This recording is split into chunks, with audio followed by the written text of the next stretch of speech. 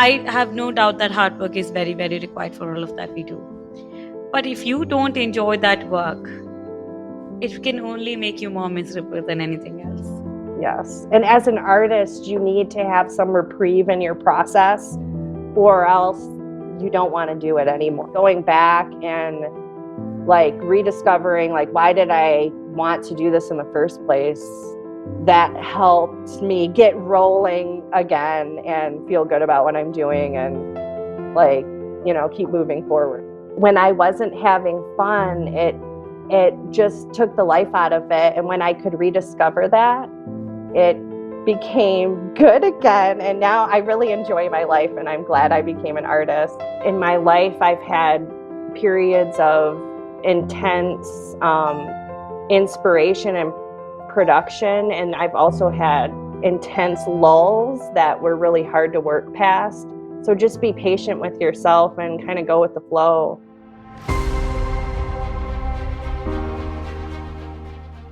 Hey, you guys, welcome back to the Arts to Hearts podcast. This is your host, Charuka. I'm very excited to be back on the podcast with another episode with another woman, another creative from another part of the world. But before we get there, I just want to check in with you and see how are you feeling. Something that we truly spoke about in this episode that I want to check in with you is, are you creating the magic in your life that you're looking for? I had a very interesting guest, Alexa, who's an artist based out of the US. And she has this amazing, magical little world that she has created via her art and in her life. And it reminded me that we all need a little magic and a little more belief and hear our intuition a lot more to create the world that we truly desire. I was telling to my partner recently of how we live our perfect lives, how we play those roles that we're meant to do. But in that process, we lose the magic that we're always looking out for. And it takes another effort that we intentionally have to fuse our lives, like artworks, of unexpectedness, of making things, of switching things up. And this episode was that reminder for me. I had a great time talking to Alexa, and I'm sure that you will. And this episode will leave you inspired to add that missing magic if you are, or will help you add that spark to your life. So let's go into this episode. But before that, I want to remind you that if you want to support the show and, support the work that I'm doing at Stu Hearts and all these artists who come every week and share their world with us, make sure that you subscribe, follow, share, like this episode, because it truly, truly is one of the most incredible ways that you can help us, and it wouldn't take a minute for you. So yeah, if you like this episode, if you like what we do, make sure you're subscribed to our channels and make sure you share your thoughts with us, because that's what truly matters to us. We look forward to hearing from you. And if you want to help a friend in need who would, enjoy listening to this episode, make sure that you share with them. Let's get into this episode. I am very interested in a lot of things about your work. But what's really stolen my heart, and if you and I have a very similar interests, but of course, our work will have, I think, different ways of looking as an outcome. But crushing jewelry of your grandmother, like those vintage jewelry, and putting that in your work, oh my goodness. I was I'm very interested in how you're doing that. How did you, I will go to that. Let's start with, how did you, began your journey? How did you get into the arts? I was just one of those kids who said when I was 5 that I wanted to be an artist, and that was the end of it. So I just made art obsessively as a kid and kind of knew, at age 14, I think this is what I want to go to school for. And so I went to art school. I did the traditional art school thing. And I got a master's degree with the intention of teaching. And I didn't really like to teach. So I taught for a few years, and then I transitioned into just being a full-time studio artist. And I do art fairs and things like that to support myself. And so, yeah, when I got out of graduate school, I kind of had artist block for quite a few years. And I did a lot of different things. I got a traditional job in an office kind of, and I was teaching at night, but I had like that, the day job thing. And I had artist block, How many years was this? maybe like 2 or 3 years after graduate school, because you get burned out. I mean, every artist has burnout. And you know what's strange? I've heard this repetitively on the podcast that a lot of people who go to art school, I didn't go to art school, so I don't know how that works. But a lot of people who went to art school stopped making art for immediately after it for a couple of months, years of time. Either they felt too criticized of themselves, or like they had lost the momentum, or then like the charm of why they got into the arts, or like burnout. And this is exactly not what schools are supposed to do. I'm not saying that specifically schools are doing that, but we are hearing this again and again. Yes. It's so common. I think everyone I went to graduate school with, like, as soon as they got out, it was, like, over. It just felt not fun anymore.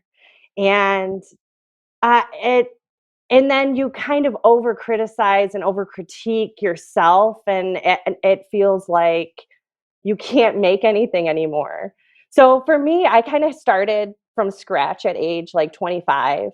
About 10 years ago, I was like, I have to make art. I've wanted to be an artist since I was a little kid. Like, this is something I have to do. So I'm going to start and just do it for the same reasons I did it as a kid, which is like just to express myself, not really go in and have like some conceptual, like big meaning behind it, but just make it a practice. And I started showing up every day and doing like gradual things, and eventually I got bored and I started getting weird with it. And that's when I introduced my grandmother's jewelry. So I my grandmother passed away, and she gave me, or I inherited all her old jewelry. What a luck. And my yes, my grandmother, she most of it's costume jewelry, but she liked to dress up. She had a Okay. new like a different outfit every day. She liked to adorn herself and have just Wow. like, so every day she had an outfit. And I knew, to me, her jewelry was very special to me.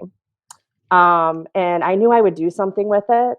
So I was doing a 100-day project, and I was looking at her jewelry and I was painting insects because I love nature, Yeah. and I look at insects kind of as like the adornment to our natural world, because they Yes. are iridescent and gold and sparkly, and like there's exciting things about them. And I was looking at her jewelry that I had in my studio, and I was like making this connection of like, oh, this is this jewelry that my grandmother adorned herself with, and then it's iridescent and gold and sparkly just like the insects.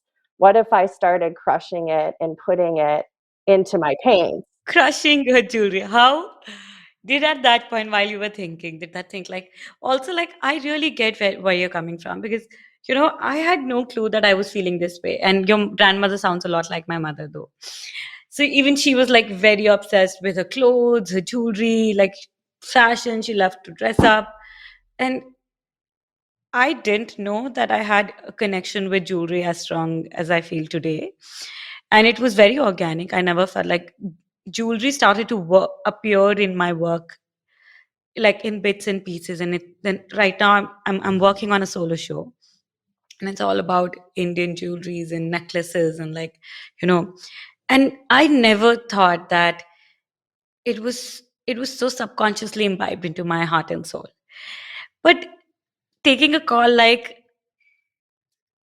crushing your jewelry, I'm sure, like, did you have any inhibitions um like emotional inhibitions also, because they came from your grandmother?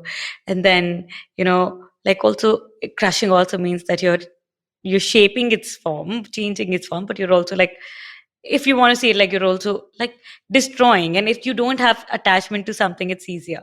But then there is something that, that's how did you deal with all of that, and does that impact your work today, like that emotional part? Because I think that is the main um of what we do. So for me, it was a lot about well, one, the metaphor of how we treat nature, two, and how we crush I insects. thought that was So coming.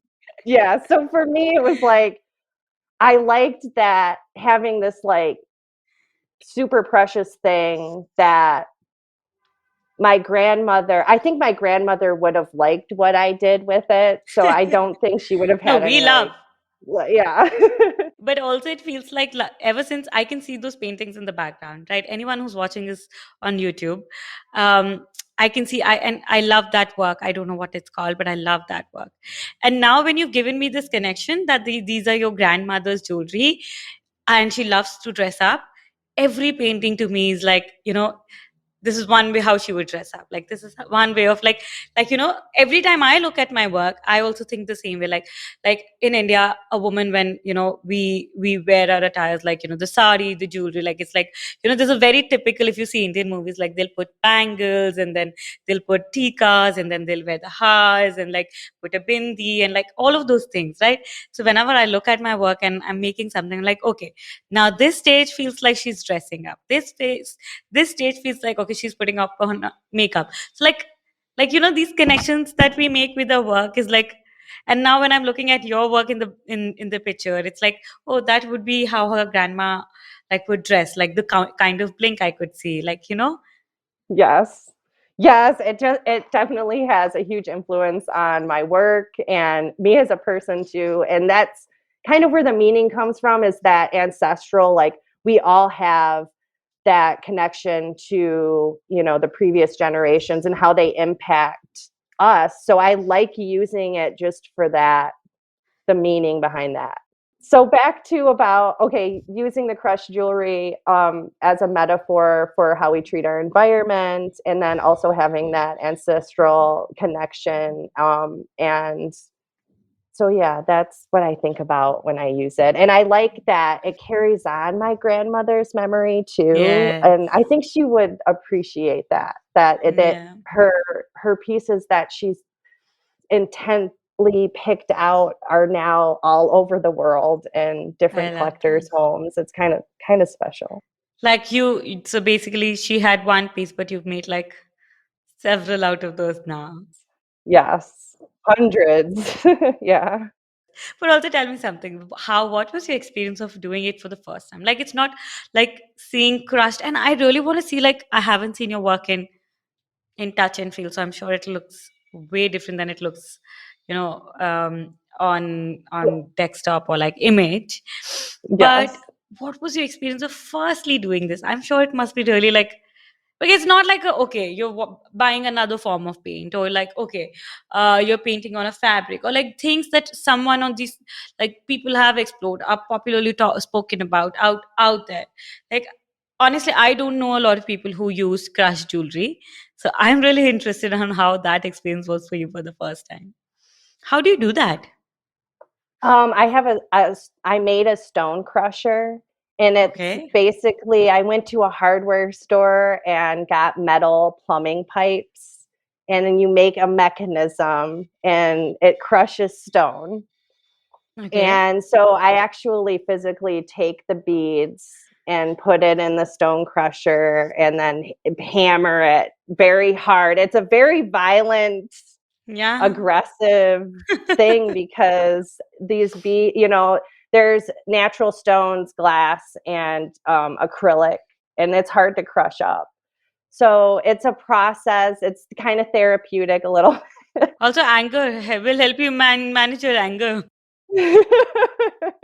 Yes, exactly. I feel angry Yes, today. today's a Let stone me, crushing day. yes, let me crush some stones today. Yes. So, yeah, the first few, it was a lot smaller scale. Now it's kind of grown into a big ordeal. Like I have half of my studio is dedicated to making paints. So it started God. off kind of intimate and, just I did one paint a day for about 100 days where I made a new paint every day. And now I make paint for other people. So I Yes, have like I've a seen that. whole, whole thing going on. I So have to, after this call, I'm going to go and buy myself a paint set. Are those also from jewelry? some of them are, some of them Okay. are, and some of them are from premium artist pigments. And how do I figure out that I want a jewelry one for sure? Well, I'll send you one. How about that? We'll make an arrangement. I'll send you something special. Perfect. I can't wait to see. Okay. Another thing that I found very interesting was you live um, in a huge land, which was a former Christmas tree land, and it's like Yes. all mystical things coming right into your place, and like you have this. And when I look at your work, I can see all of that coming together. Let's talk a little bit Yes. about that. So I live in Southwest Michigan in the United States, near the Great Lakes, and we live in a very forested area. Um, and I live on a 10-acre former Christmas tree farm. So it's filled with Wow, pine trees that would have been Christmas goodness. trees, but it's like 50 years later. So they're just a bunch of giant pine trees, and it Okay. is very inspiring. So we have like coyotes living back in our woods, and that's been very inspirational. Just the gifts they bring, the bones and the different animals, and what they do back there is just fascinating. So I've done work inspired by that, and just inspired by the forest and nature, and going back in the woods and watching it grow. Did your work always impacted, like influenced by nature and these things, like, while you were in the art school also? And how did this shift has happened? No, it wasn't at all. In fact, when I was young, I said I would never paint a flower. Haven't we all done that? And then we all come back to painting flowers. And then we all come Some back or to the other painting way. flowers. Well, I think, when I was a teenager, I was like, I'll never paint a flower. I'll only do like important political, that was kind of where my mind was is. Yeah. And when I was in school, like that was kind of encouraged. Like I went to a school that kind of pushed the conceptual side of art, and it goes back to when I was talking about getting out of graduate school and feeling burned out by all of that. And it was really kind of depressing to work on such serious things for so long. And that was part of my burnout was, Yeah. I can't work on depressing work anymore because it consumes you as an artist. So I went to back to kind of my roots, and my grandmother's jewelry, and doing repetitive things like 100-day projects where I just showed up and painted whatever inspired me at that moment. And it so happened that I've always had a connection to nature. I've always loved to hike and be in nature. I grew up on a lake with turtles and insects Wow. and little creatures and stuff like that. So that's always like influenced my life, but it didn't necessarily influence my art Influence your until I work. realized, oh, my life should Life. influence my art. So maybe these things that I thought were primitive and kind of insignificant really are more significant because, that's what I connect to. So that's how that kind of evolved into, nature. It's we're all part of nature. So I think, I was saying this to my partner recently, and I was telling him, so we've led pretty hectic, and like I've had a terrible 2 hard years. He's had a lot of his share of struggles and everything. And I was telling, for the past, like throughout the 20s, we've really worked, we built things, done everything that people expect you. Okay, good, there's this good boy, good girl, or like a good life, like, you're meant to do things. And I said, what I think now is that, we've done things as per, you know that rule book that comes, like the subconscious rule book. Okay, if you want to live a good life, work very hard. If you do this, do that, be a good girl, be a good boy. And I feel like, in this process, I have figured that in spite of doing all of those things, yeah, sure, um it is not possible to live a life like this. The practical way of life, we've been doing that, and it just doesn't seem to work, because what's a life if you lose the joy and the magic and the fantasy. And I'm like, you know what? I do feel like from now on,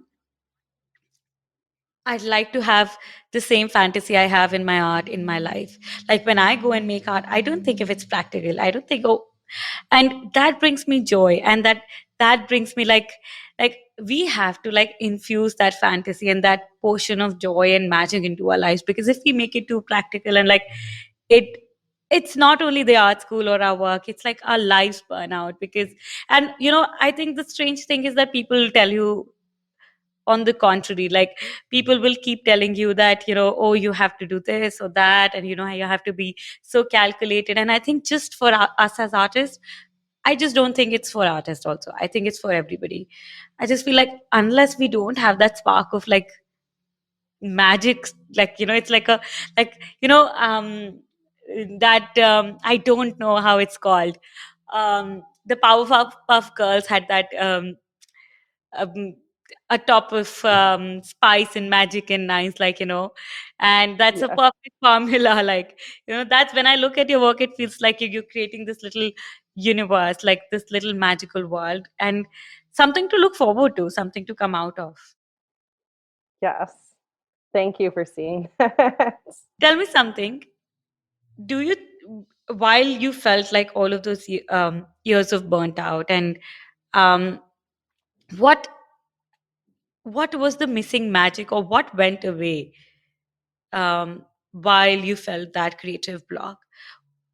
Sometimes, like, do you think, can you talk a little bit about what took that away, what took that magic, or then what brought that magic back again for you? So when I was in graduate school, I had a professor who was the head of the department say something to me, and I hated him for it. He said, Alexa, it doesn't look like you're having fun. And I've always been pretty serious. Like I took my school very seriously, and I probably didn't have fun. And I hated him for saying that, probably because it was true. True. And it goes back to that, like when I got out and I was in an artist block, and I kept thinking about what he said to me. And I kept thinking, well, why did I want to become an artist in the first place? Like it was intuitive. It was something, as a child, like I wanted to do it. Well, what was the difference between then and now? And probably it was the fun. And when I wasn't having fun, it just took the life out of it. And when I could rediscover that, it became good again. And now I really enjoy my life, and I'm glad I became an artist. So it was the fun. So let me put it again. While you were doing, like, you were this A1 student who was trying to do the best of her abilities, what you were missing was not having enough fun with your work. Yes. Yes. That took away a lot of your own charm.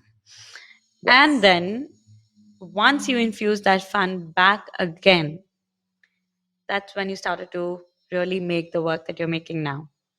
Yes. Haven't we all got it all wrong? Like how we chase our path so differently. Like we keep going, okay, I have to name, and like I feel like so seriously, like that I have no doubt that hard work is very, very required for all of that we do. But if you don't enjoy that work, it can only make you more miserable than anything else. Yes. And as an artist, you need to have some reprieve in your process, or else you don't want to do it anymore. You don't want to make art. So like that reprieve is the fun part, because there are aspects of every art studio that is not fun. Running a business is not necessarily fun for I mean a lot of artists, not necessarily everyone. Some people like that sort of thing, but there's a lot of aspects of doing this that is very stressful, and like, so really kind of like going back and like rediscovering like why did I want to do this in the first place, that helped me get rolling again and feel good about what I'm doing, and like, keep moving forward, and yeah, get out of that artist block. Okay, tell me something. Even today, what are the things that, like, I truly believe, like you said, your life needs to be your work, right? You create this magical work that you put out in the world. That means you need to infuse a little magic into your life as well. Okay. Now, how I asked this question to Ruby, right? Also, she's a wonderful, wonderful illustrator. She makes these like childlike, innocent, like drawings and illustrated books. And I asked her that if you make these childlike drawings, that means you have to protect the child in you. Who can think like this? Who can make like this? Now, I'm asking you the same question. If you're putting out a little magic into the world, that means you need to protect the magic that you have within. Protect the soul and the purpose of who we are and how that comes into our work. How do you do that? Hmm. Well, it's something I forgot how to do it. And then I remember a distinct moment when I remembered. And so I have young kids. And at the time I don't think I had kids yet, but I was drawing a lot of insects. Okay. And an adult's reaction to insects and Yes. arachnids and little things is Yes. a lot of people go, oh, or Yes. I hate spiders, or Yes. that's disgusting. But I noticed, because I do art fairs, that the children responded with such joy and excitement. And when I saw a kid walk into my booth and have a genuine excited response, it was like a wave over me that I remembered what it was like to be a Yeah. kid and be close to the ground and seeing something for the first time and being excited. And Yeah. that was kind of the moment I started using a lot of sparkle in my work, because that childhood innocence thing, Yeah. like that spark of joy that I saw in that child's face, was like really, it was revigorating, and it reminded me of that feeling. And then since I've had kids, and watching them respond to nature and respond to life in general, and like seeing something for the first time, because you forget that as an adult, like what it was Yes. like. Yes. And Absolutely. that's reminded me, and has definitely been an inspiration in my work, is that excitement that they have. Your kids' excitement. Yes. So, do you have like any rituals or like any habits, practices that you keep intentionally in your life to make sure that you keep that part intact?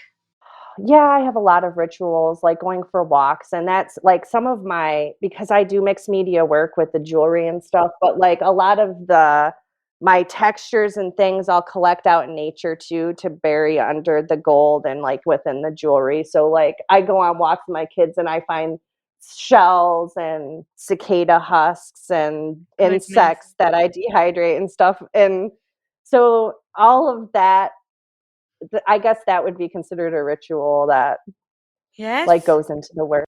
Yes. And it's also like, did you ever feel like the weird one? Oh yeah. Yes. The moment you start doing things that on a mass or a general level people are not doing, you start to Yeah. feel like you start feeling like you are the weird one instead, like a lot of times, which isn't just the case. But how did you like how my question, let me frame this better. We have this calling within us that's telling us, okay, you know why, let's go to the park, let's look out for something, let's go to do this, let's then there's like a practical voice around you that, oh, parks are dirty or the insects are tacky, or like, how do you find that strength and the belief to hear to your intuition and whatever that may be? Like, we will all have very different ways of different voices and outcomes. How do you make sure that even if you feel the weird one, even if that feels weird for everybody else, but if that is your own voice that feels true to you, you follow that? Um, well, I feel like as artists, it's good to be the weird one. Yes, absolutely. I think we're all weird ones. Just that I think all through our lives, we're all putting up layers to show we are not weird. Instead, as artists, we show we layer ourselves down to actually show how weird we are. Yeah. And I think people I think most people are secretly weird, and Yes. but artists are the ones who are allowed to like Okay. express that, and like it's kind of our job to, because the average person maybe not get to express that, so that's our job. But we all get to express. It's just that we need to give ourselves the permission to Yes. do that, the permission to make weird stuff, the permission. I feel like when I see, I have kids at home now. Um, my brother has kids, and I see like he wouldn't let his kids like get their hands dirty, or like play, and like colors are all around, or there is mess.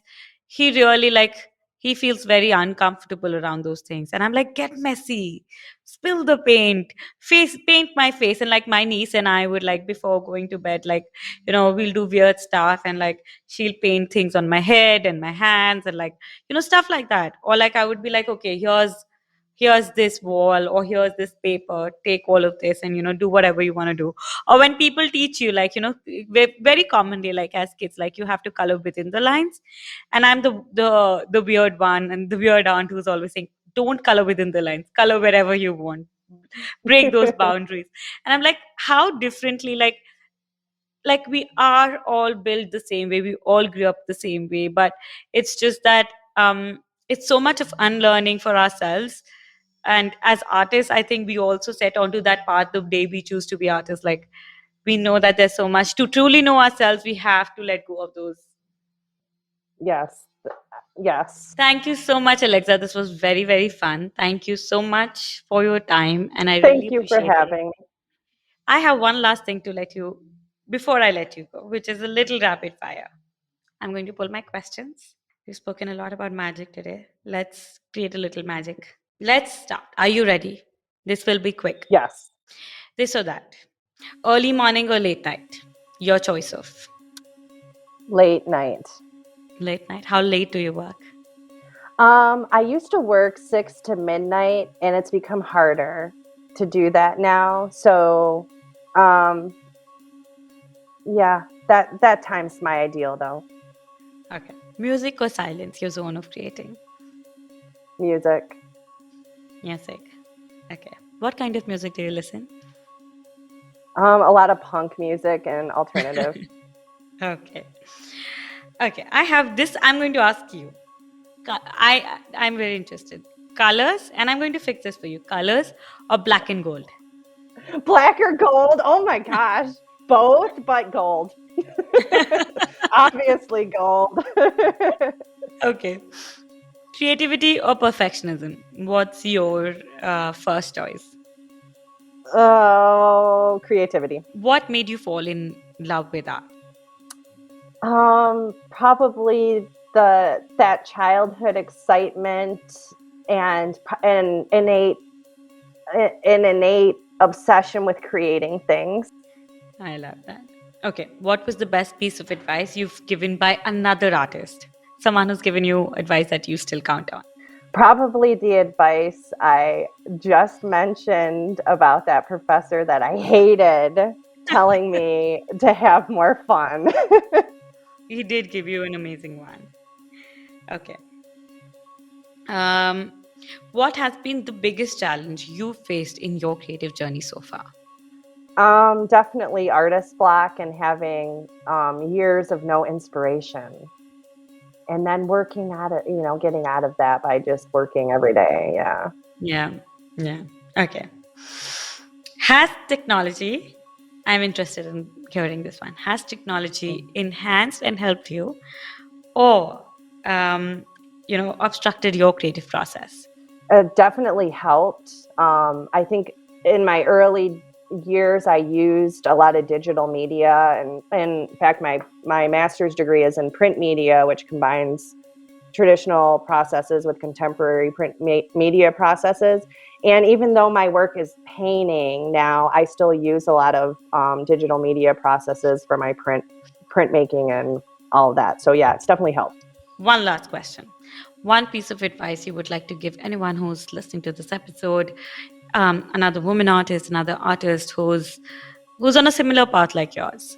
I guess I would like to say be patient with yourself, because I in my life I've had periods of intense inspiration and production, and I've also had intense lulls that were really hard to work past. So just be patient with yourself and kind of go with the flow. Love that. Perfect. Thank you so much, Alexa. This was really nice. And I hope everybody finds a little magic for their day when they hear this episode. And I really want to say a big thank you. But before I let you go, take this moment to take the stage. If you have anything out coming up, let us know where Okay. people can hear you, support you, connect with you. If you have anything that you want to share with us, a project, I know you have pains that I really want you to share. So just take the stage, let us know, let people support you, and tell them where to find you. Okay.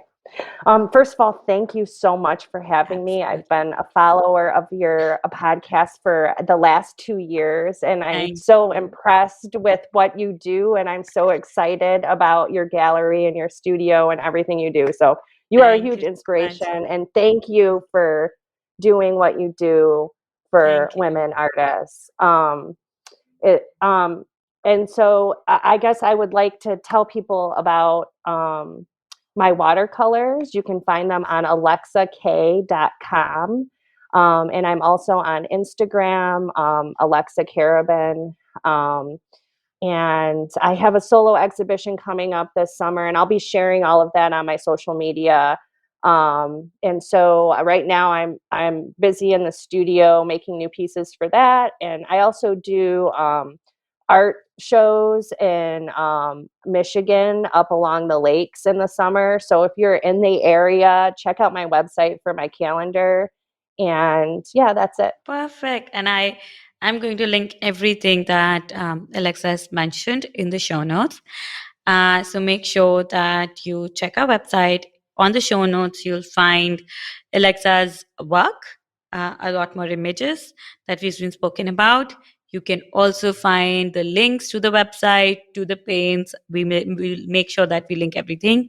And we'll also convert this transcript like into a Q&A for anyone who doesn't have the instant time or you want to catch up later. You go to the website and see a Q&A of some highlights of these questions that we have for Alexa.